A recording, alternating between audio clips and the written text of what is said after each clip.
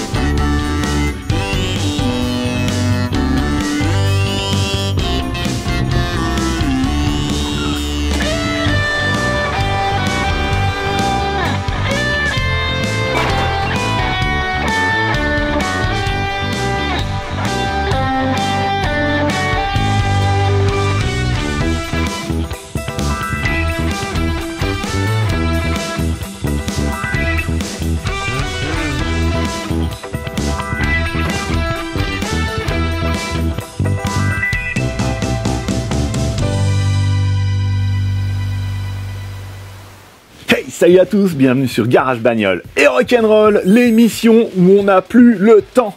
Ça y est, c'est fini là, le salon Epoch-Auto c'est demain, enfin demain pour moi, pour vous c'est à partir de vendredi et tout le week-end. Ça se passe à Lyon, au parc des expositions Eurexpo, je vous mets tous les détails dans la description. On aura un grand stand avec les collègues youtubeurs, pile à l'entrée, vous pourrez pas nous rater. N'hésitez pas à venir nous voir et discuter avec nous, ça nous fait vraiment plaisir de vous rencontrer. Et pour la première fois cette année, je vais exposer une voiture. Enfin, si j'arrive à l'amener.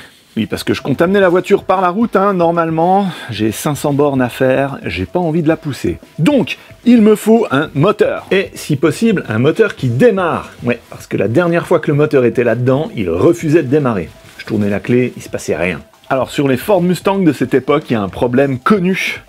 C'est ça, c'est un relais de démarreur, il est branché directement au plus de la batterie, et il a tendance à lâcher au bout d'un certain temps, donc si ça marche plus, ça n'envoie plus le courant au démarreur, ça ne démarre plus.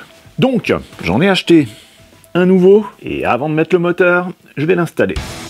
Je vais passer un petit coup de propre là sur ce cap qui est tout sale. Il est censé être rouge, mais là il est noir. Ouf, et là, il est complètement craquelé, c'est pas bon. Mais bon, j'en ai pas d'emplacement, donc je vais faire avec. Ça part pas, donc je vais passer un produit plus puissant, le nettoyant fin.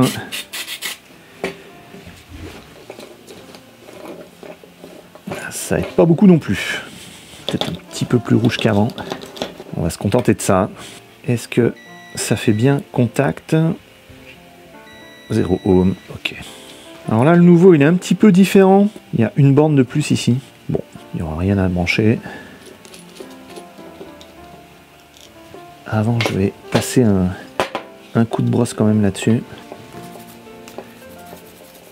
Le contact n'en sera que meilleur. Impec. Bon, petit coup de propre. Hein.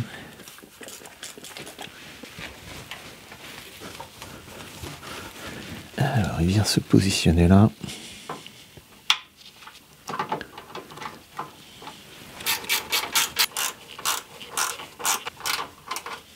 Ok.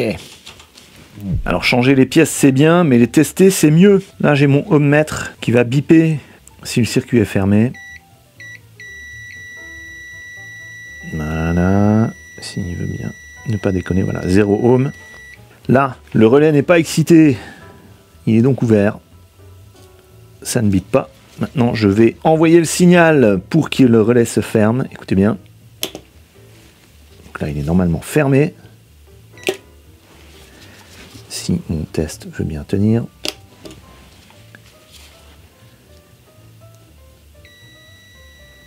Et c'est bon. Donc c'est un relais qui fonctionne. Mais, regardez là ce que j'ai trouvé. Ici. Vous voyez? Le pas de vis a été complètement bouffé. Ça a été serré beaucoup trop fort.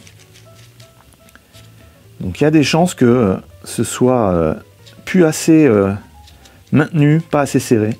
Et que tout simplement il n'y avait pas assez de puissance qui pouvait passer par ce mauvais contact vers le démarreur.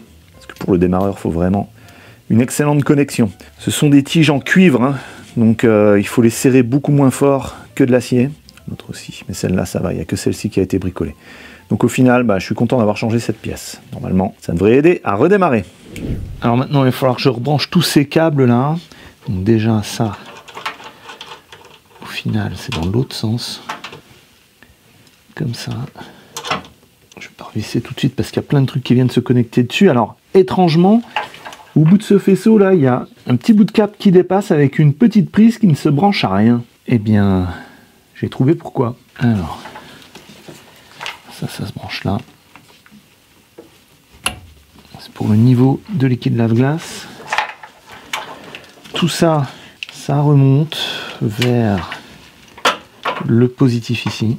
Ça vient se brancher dessus. Comme ça. Ouais. Ça, c'est une masse. Ça va venir ici. C'est le signal de démarrage hein, qui vient déclencher le relais. Et c'est juste glissé comme ça sur la vis. Je vais enlever la rondelle, là, ça sert à rien. Pas besoin de rondelle ni d'écrou. Et ça peut être aussi une cause de problème de démarrage, quoi. C'est tout sale là-dedans, donc si ça fait pas contact ici, ça déclenche pas le relais, ça ne fait pas tourner le démarreur. Donc je vais le limer un peu avec un forêt comme ça. Ce que je vais faire aussi, je vais le resserrer un petit peu. Voilà. Et je vais mettre de la graisse contact. D'ailleurs, je vais aussi en mettre en dessous là sur le positif. Ça fera pas de mal.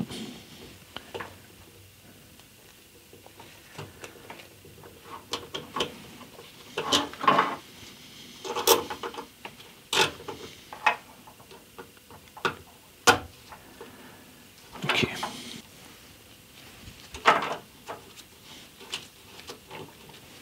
Alors, je vais aussi sortir le bout de faisceau là.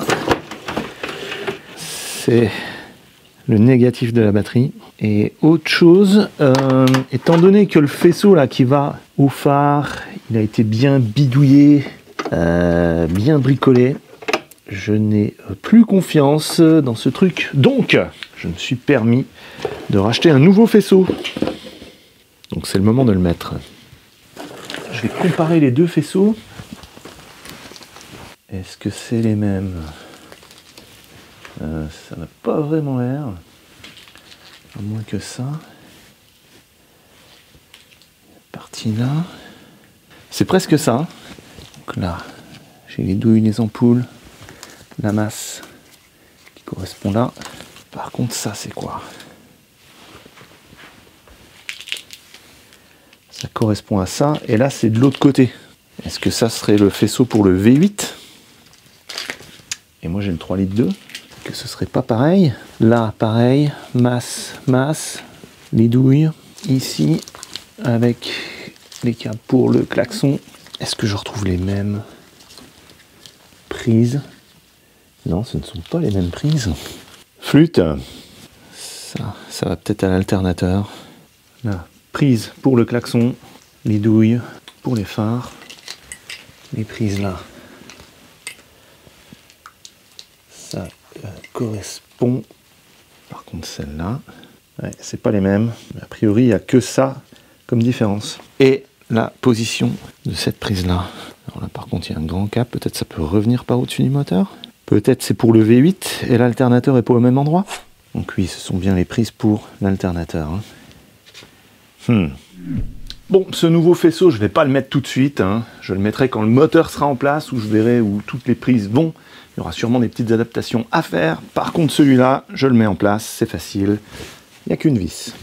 Alors, il vient se placer ici. La masse vient là. Alors, la carrosserie a été repeinte.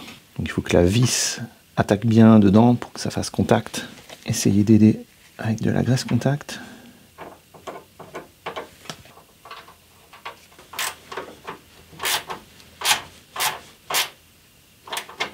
Et je vais tout de suite tester s'il y a bien un bon contact entre la cosse là pour la batterie et la carrosserie. Là c'est bon. Là c'est bon. Ok. Là, on est bon aussi. Donc si ça passe bien là, Au niveau de la carrosserie, eh ben, j'aurai une masse pour toute la voiture. Et je vais tout de suite brancher ce que je peux brancher, c'est-à-dire cette drôle de prise là, prise de masse. Voilà. Ok. Encore une petite masse qui vient ici. Et là, je remercie le François du passé qui a pensé à scotcher les vis au cos. Un petit peu trop bien scotché même. Ah. Ok. Je vais brosser un peu tout ça. Et donc même opération.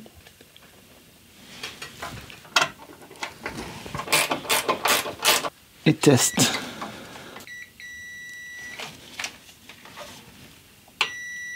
On est bon. Go!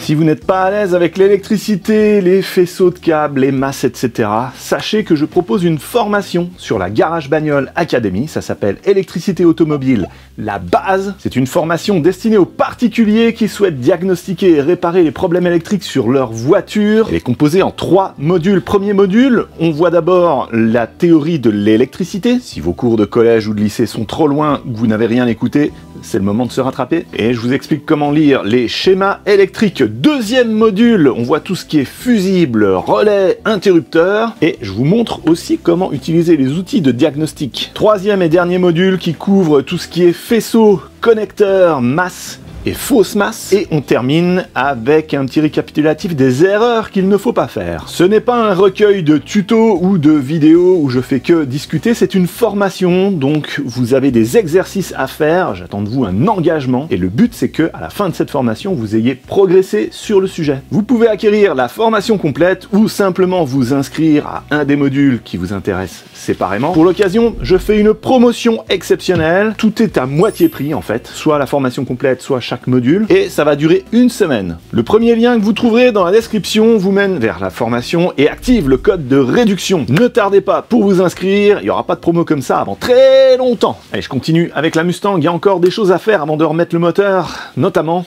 remettre en place le volant, parce qu'il faut raccrocher la direction là, et c'est mieux de le faire avant que le moteur soit là-dedans, parce qu'on n'aura plus accès.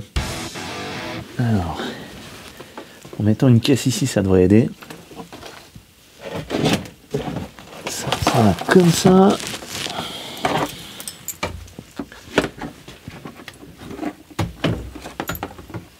Ça doit venir au-dessus. Comme ça. Est-ce que ça tient? Oui. Alors. Ok.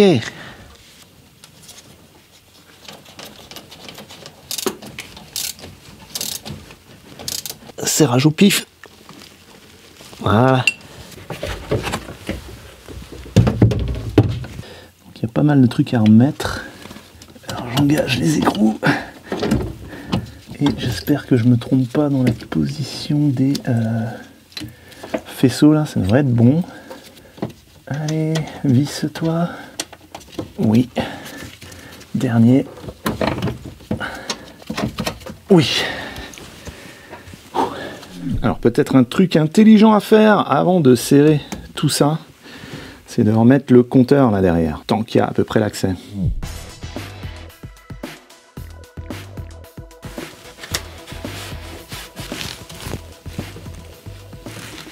Ok, alors, il y a 2 nappes à connecter et le câble pour le tachymètre, c'est-à-dire pour afficher la vitesse. Alors, on peut baisser. Voilà. Un petit peu de place. Alors, ça va être plus facile à mettre qu'à enlever. J'ai bien galéré. Ok. Ça c'est dans le mauvais trou, c'est pour ça que j'arrive pas.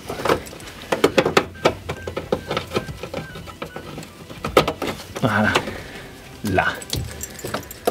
Tout de suite mieux. Toc. Clic, clic. Ok. Fil coincé. Sors de là, toi. Voilà. C'est du sport, hein. Heureusement qu'on fait pas ça tous les jours.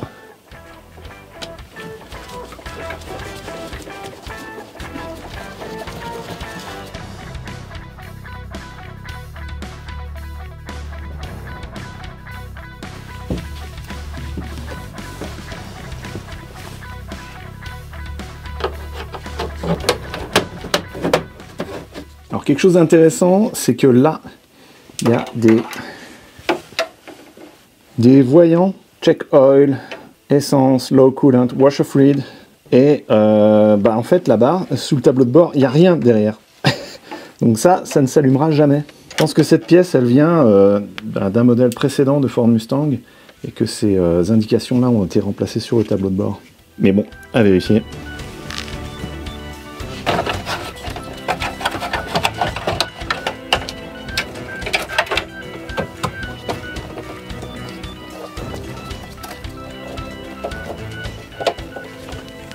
Un petit coup sur le volant. Ce volant, il aura voyagé hein, jusqu'à l'atelier avec les clés attachées dessus. Petite pensée à Nolan et sa famille.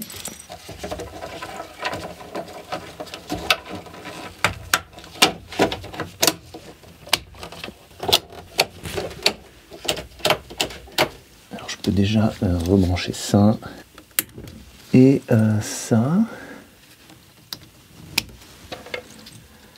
Ça va où? Pour l'instant, j'en sais rien. Maintenant, le câble.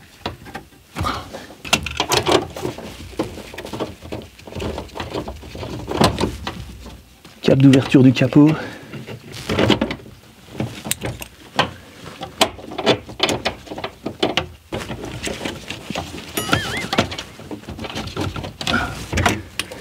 Il n'est pas dedans. Ok. Alors,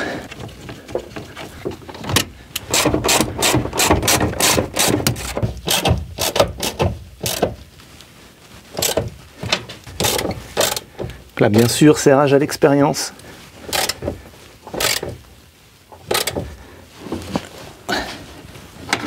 Ah. Et voilà. Et voilà, on a une direction. Ça donne envie de la conduire. Hein. Youhou. Commodo. Comment je l'avais mis? Oh non, il fallait le mettre avant. Oh non. Il doit y avoir moyen de le passer. Ouais.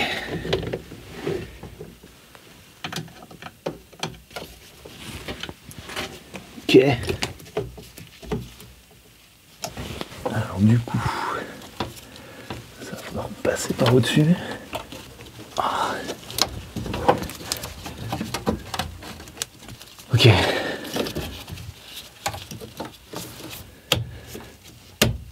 Ok. Et du coup ça. Je vois rien de ce que je fais. Ah mais non, il y a encore tout ça à rebrancher. La petite prise là, ça va aller dedans. Il y a des détrompeurs. Hein. On ne peut pas se tromper. La grosse prise là au-dessus. Oh, zut. Ok, je vais leur dévisser, leur sortir. Brancher et ensuite leur mettre. Ok. Et le Commodo, c'est en commande des choses, donc il y a plein de prises. Voilà. Et voilà. Alors, c'est pas fini parce que là, je viens de me rendre compte que je me suis trompé. Cette barre là qui tient la direction, c'est dans l'autre sens. Alors, je redévisse. C'est pour ça qu'on avait entendu un drôle de bruit.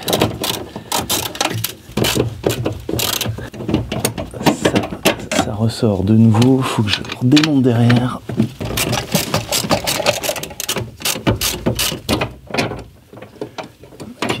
Donc, ça doit venir comme ça au-dessus. et ça en dessous. Et d'ailleurs là il y a un petit ergot qui vient dans le trou là pour ajuster. Et oui, tout ça c'est précis. Et il y a une vache de vis qui est là qu'il faut mettre.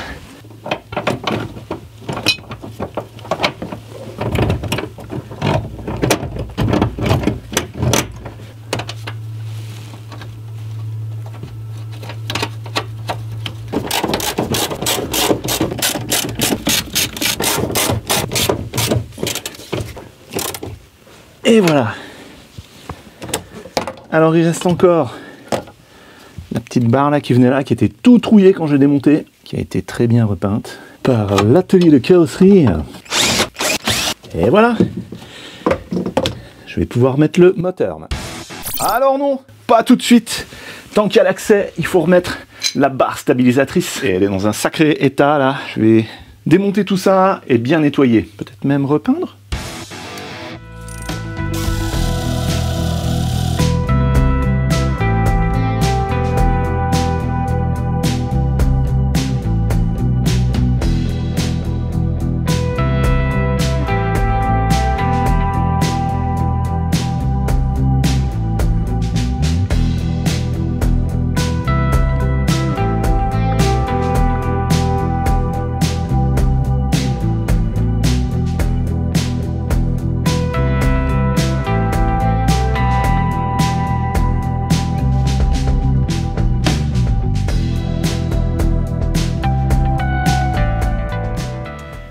En attendant que la peinture sèche, je vais faire quelque chose de très important. Indice. Pardon.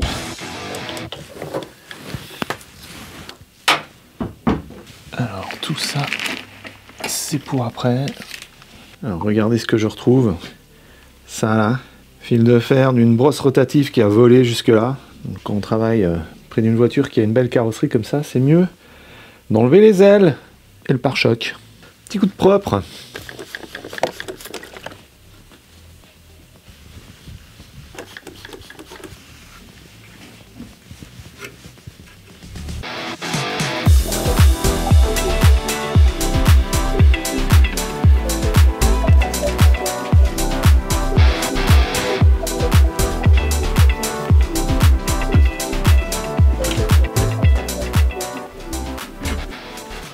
Alors, cette tringlerie, je vais la remonter, mais je vais pas pouvoir la fixer correctement, complètement.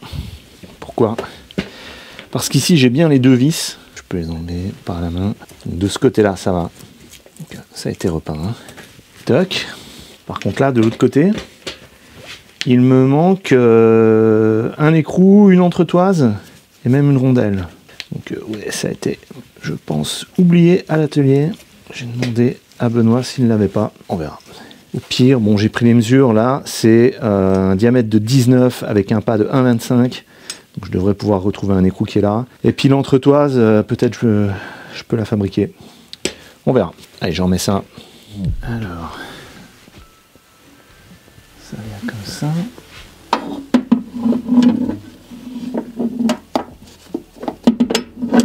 Alors c'est important que je récupère cet écrou. Parce que sinon, j'arriverai pas à raccrocher le deuxième essuie-glace. Et pas de deuxième essuie-glace, ça veut dire pas d'essuie-glace qui marche. Et pas d'essuie-glace qui marche, pas de contrôle technique. Et pas de contrôle technique, pas de contrôle technique. Voilà, donc l'autre bout doit venir ici et être maintenu par l'écrou là. Mais là, il ne tient pas. Je vais pouvoir remettre en place le moteur des essuie-glaces. Si ça veut bien passer. Je vais redelisser là-bas avant de faire des rayures. Ok.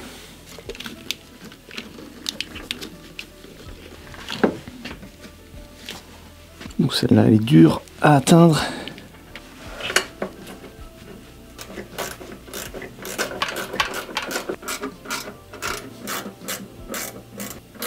Voilà, puis à remettre et rebrancher tout ça. Là, ça va là. Hop, et ça. Alors, ce moteur d'essuie-glace, je l'avais déjà réparé une fois. Hein.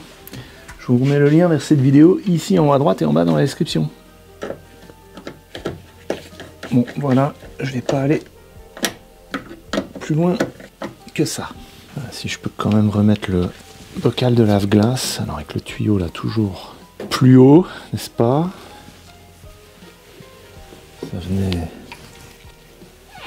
comme ça.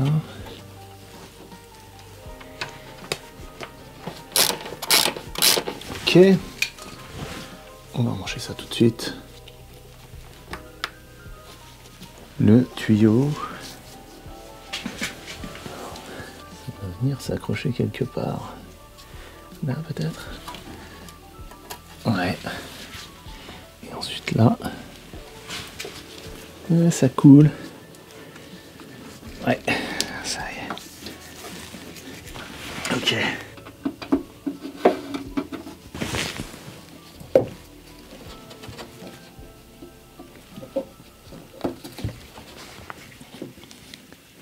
Et voilà. La barre stab est prête. Elle est magnifique. Hein. Et j'ai nouvelle biellette de barre stabilisatrice. Nouveau cylinder block.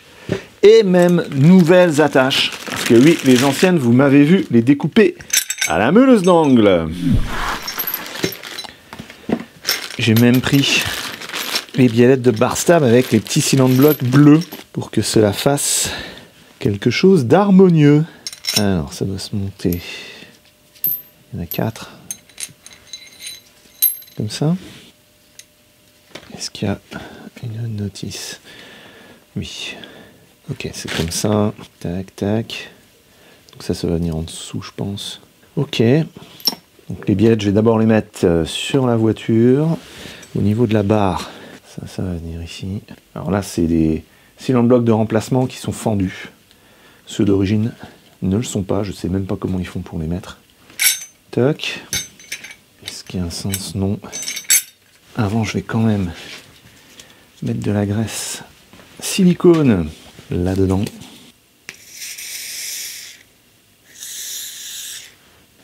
Je préfère quand ça ne fait pas du bruit et que ça coulisse bien.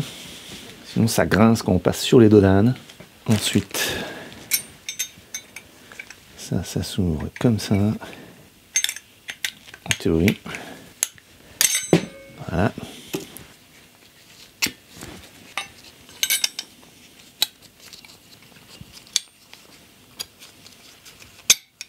Toc. Pareil de l'autre côté. Je vais déjà mettre en place les biellettes. Hop.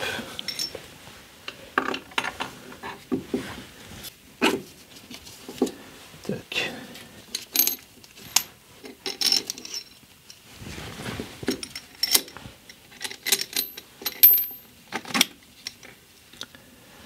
Alors que ça tienne à peu près comme ça.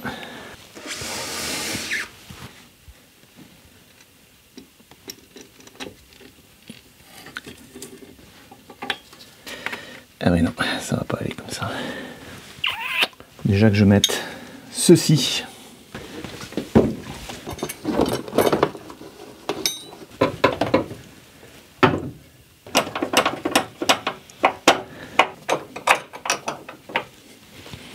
Ok, pas mal hein, le truc du bidon de liquide lave-glace là. Je vais le faire breveter. Dans une nouvelle fracassante, le tout nouveau brevet de Monsieur François Clerc génère des millions d'euros grâce à son invention révolutionnaire. Est-ce que je visse ou est-ce que je dévisse là? Ah, c'est bon, je visse.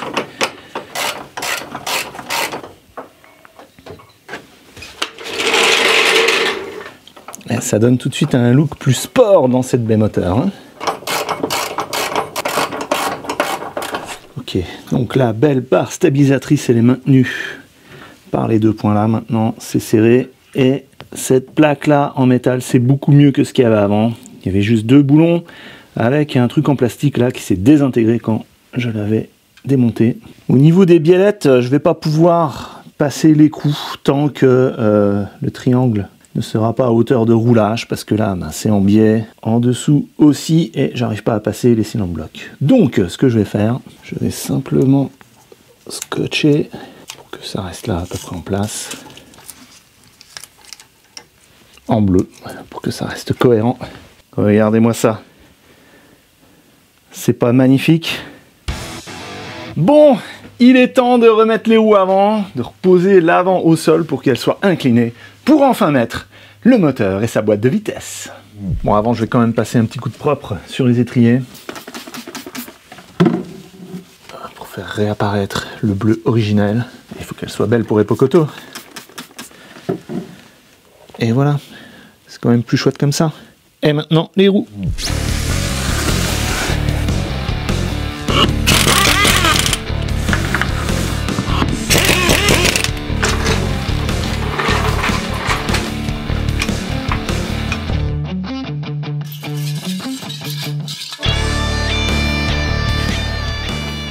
J'avais réussi à coincer le câble d'embrayage là-dedans.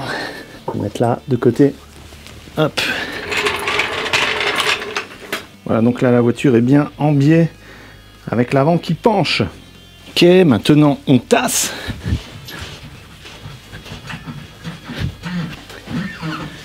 Voilà.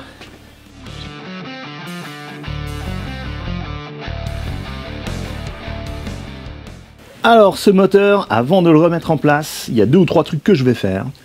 Premièrement, je vais changer ces tuyaux de liquide de refroidissement qui vont vers le chauffage, le radiateur de chauffage à l'intérieur de la voiture. Il avait fallu que je les coupe parce que c'était impossible d'enlever les tuyaux sans les couper, ils étaient soudés au tube. Alors, j'ai pu racheter les tuyaux déjà préformés, ils sont thermoformés, c'est vraiment les bons. Ils viennent là, paf, en remplacement. Je vais commencer par ça. Je vais essayer de dévisser cet écrou de malheur ici. Parce que là, ce tuyau EGR, à chaque fois, il nous gêne quand on veut démonter le couvre-culbuteur qui est là. À chaque fois, ça c'est dans le passage. Et ce truc-là, il est impossible à dévisser. En particulier quand le moteur est dans la voiture. Parce que là, il y a la voiture qui est là et on peut difficilement passer une clé et l'ouvrir. Donc je vais essayer de le dévisser un coup et de le revisser par la suite, en espérant ne pas créer de fuite. Et qu'est-ce que je vais faire d'autre? Je vais virer le compresseur de clim, là, il n'y en a plus besoin. Le truc, il est là, il sert à rien, et je compte pas remettre la courroie pour le compresseur de clim. Donc tout ça, hop, ça dégage. Allez, il va y avoir encore de l'eau.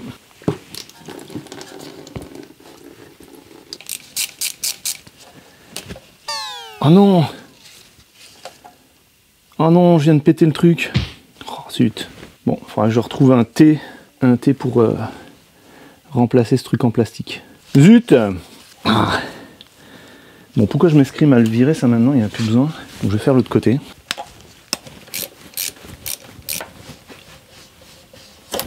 Ah, celui-ci, c'est celui-là. Je vais passer un coup de papier de verre quand même là-dessus, parce que c'est bien rouillé. Ok. Ça devrait aller. Je vais remplacer ces vieux colliers de serrage là par des comme ça. Ça devrait aller. En même un peu plus petit. Est-ce que ça passe? Ça devrait aller. Un petit coup de lubrifiant silicone, voire même un petit coup de graisse silicone. Hop. Voilà. Et ça, c'est pas dans le bon sens. Bien qu'il soit comme ça.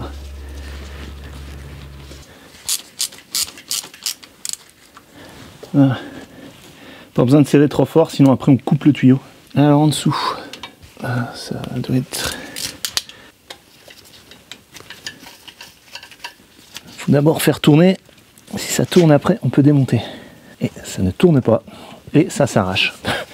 Voilà, donc c'est vraiment des vieilles durites. Il était temps qu'elles dégagent, quoi. Ah, ça y est.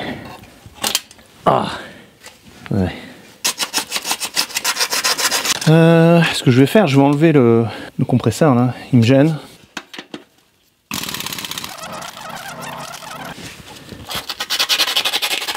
Celui-là est important hein, parce que c'est la pompe à eau là, elle est juste là. Tout trouillé. Donc autant faire ça maintenant tant qu'on a l'accès. Hein. Quoique bon, après même une fois dans le compartiment moteur, toute cette partie-là, elle est vraiment bien accessible. Ça devrait être bon. Pour les deux gros tuyaux là, j'en ai aussi des neufs. Ok, alors, ça serait bien si tu pouvais rentrer. Voilà.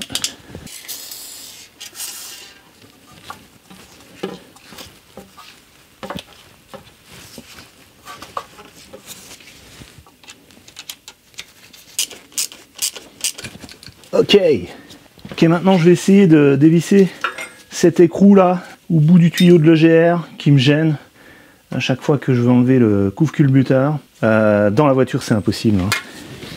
Je vais mettre du super dégrippant même si j'y crois pas, mais au moins ça aura un effet psychologique. Alors je visse, je dévisse. Il va falloir taper dans le sens là. Est-ce que je tourne ou est-ce que j'arrondis les coups?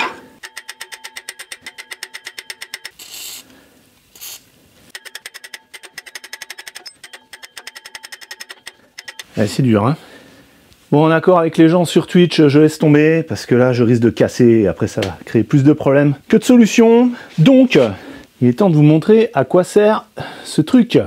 Alors, je sais pas si vous vous souvenez, mais quand j'avais sorti le moteur et la boîte de vitesse, il y avait eu plein d'huile qui avait coulé ici. Donc ça, c'est un bouchon qui a été imprimé en 3D par mon collègue Ronnie, que je remercie beaucoup. Et ce bouchon, il va venir ici, dans le joint SPI. Il va remplacer en fait l'arbre de transmission. Voilà. Et ça devrait aider à ce qu'il y ait moins d'huile qui coule. Hein.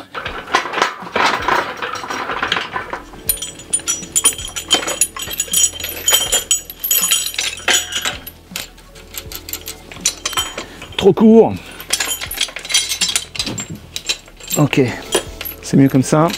J'utilise tout de suite un bout de tuyau pour protéger la carrosserie là, parce que ça va venir rayer dans le tunnel. Voilà.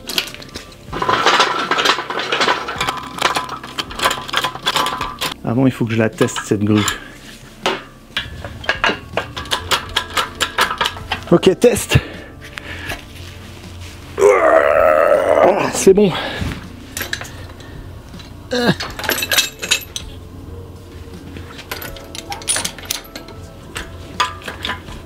Alors j'ai cette vis à récupérer et la même de l'autre côté. Ok.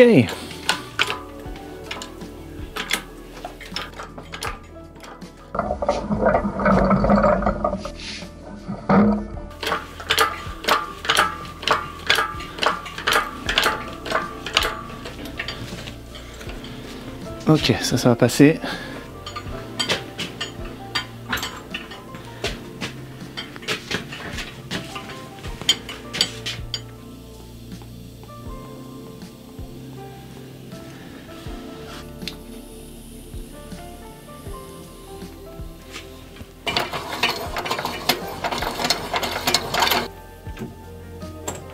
Ok, ça se présente bien.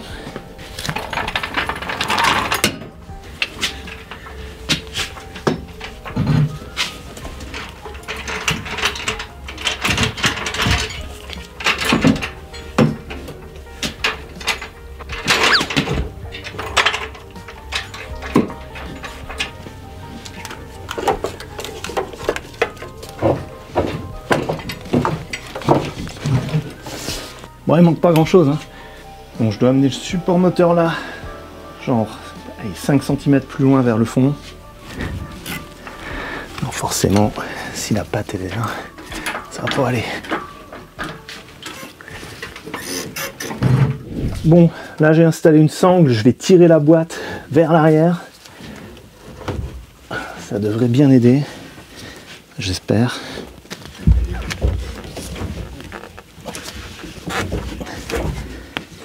Ok, on va voir dans la baie moteur maintenant. Bon, ça n'a pas beaucoup avancé. Allez, viens par là, toi. Là, la tôle a été tordue. Quand j'étais au cric, alors ça touche.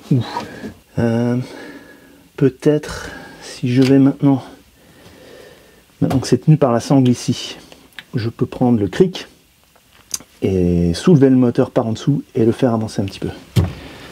action. Alors ouais, je vais venir le prendre par là. Ça va le redresser. Là, ça s'est rééquilibré en quelque sorte. Donc si je descends le moteur, ouais, il se remet droit. Et ça, c'est très bien. C'est exactement ce qu'il faut. Et du coup, est-ce que je peux le reculer? Non. Je vais bouger la boîte. Ok. Je vais redescendre un peu le cric. Voilà. Et là, on peut reculer. Ok. Je redescends encore. Ok. Ça va y aller. Là, faut peut-être pas que je descende plus que ça. Est-ce que je frotte déjà là? Est-ce que je touche? Oui.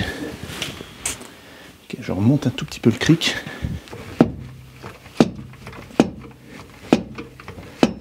Là, de l'autre côté, il manque pas grand-chose. Hein. Il manque pas grand-chose. Comment est-ce que je pourrais le faire avancer là? Ouais. Ah, ça commence à être dedans. Ouais, faut le remonter.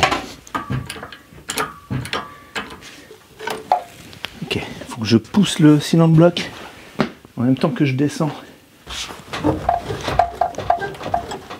Ça commence à rentrer légèrement. Je pousse comme ça.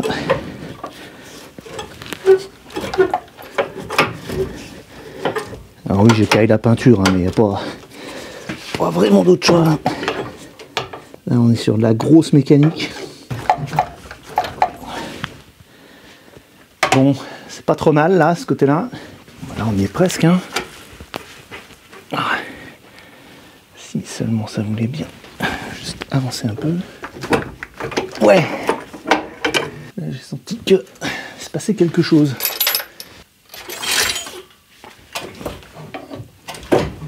Voilà.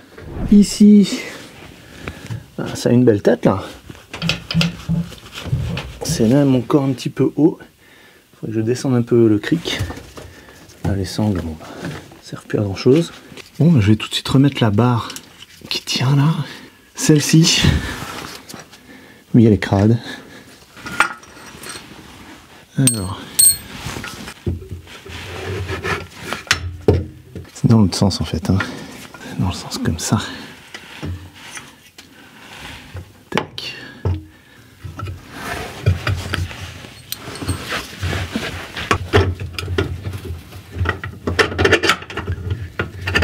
Complètement à l'aveugle, ça marche. Là par contre, c'est un peu trop par là-bas. Yes. Ah, quand ça fait ce bruit là, ça fait toujours plaisir. Ok. Je remets la main, les écrous. Celui là-bas. Les deux qui vont là. Et là, ça veut dire quoi? Ça veut dire qu'une fois que j'ai mis ça, ok, là on est bien au bout. Ok. Une fois qu'il y a ça, je peux enlever le cric. Et tout tient. Wouhou. Alors, si j'arrive à redescendre le capot sans le laisser tomber, est-ce qu'on pourra parler de victoire? Hop là. Bon, peut-être une petite rayure. Une de plus en fait. Hein. Oh, comme elle est basse. Non, il n'y a pas l'air d'avoir de rayure. Il n'y a pas l'air. Vous voulez voir? Regardez. Regardez, qu'est-ce que vous voyez? Rien. Juste une carrosserie magnifique. Ça maintenant, j'espère que ça sort. Oui. Sans souci. Et voilà, mission accomplie. Le moteur est de retour dans la Ford Mustang et il est aussi dans son jus. Bon, je vous cache pas que ça a été sport, hein. Ça a été aussi tourné en live sur Twitch. N'hésitez pas à nous rejoindre, c'est twitch.tv/gbrnr. Alors évidemment, hein, il reste plein de choses à faire. Hein. Là, il est juste posé. J'ai même pas remis les vis des deux supports moteurs avant. Ça, ce sera pour la prochaine vidéo. Je vais tout rebrancher et peut-être essayer de le démarrer. Démarrera, démarrera pas. Est-ce qu'il y aura des fuites d'huile? En particulier au niveau du circuit de direction assistée, là, je ne suis pas sûr. Est-ce qu'il y aura un court-circuit quand je vais rebrancher la batterie qui va foutre le feu à la voiture et anéantir le projet? Vous le saurez dans le prochain épisode. Pour ne pas le manquer, pensez à vous abonner et à activer la cloche. En parlant d'électricité, n'oubliez pas la promotion sur la Garage Bagnole Academy.